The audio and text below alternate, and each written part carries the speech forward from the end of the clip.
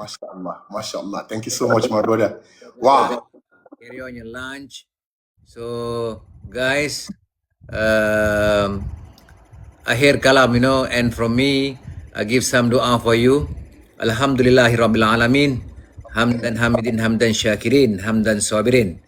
Allahumma fir lana dzunubana wa li walidina warhamhuma kama rabbayana saghira wa li jami'il wal muslimina wal muslimat wal mu'minina wal mu'minat al-ahya'i wal amwat bi rahmatika ya arhamar rahimin ya Fatah ya Razak ya Rahman ya Rahim la ilaha illa anta subhanaka inni kuntu minaz zalimin.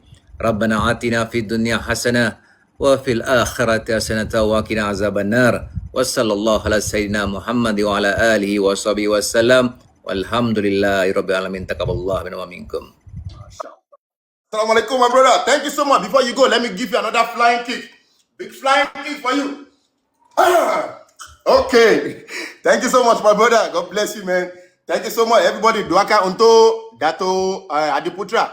Thank you so much, my brother. Inshallah saya akan PM you nanti. Saya tak nak sambung live ini. Aku nak padam live ini terus. Lepas you go, I nak padam terus. Aku nak edit. Dan nak post nanti.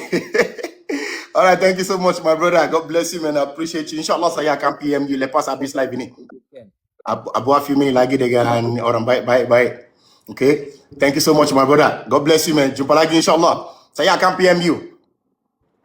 Wow, orang baik. Korang tahu tak yang baru join live Ambassador?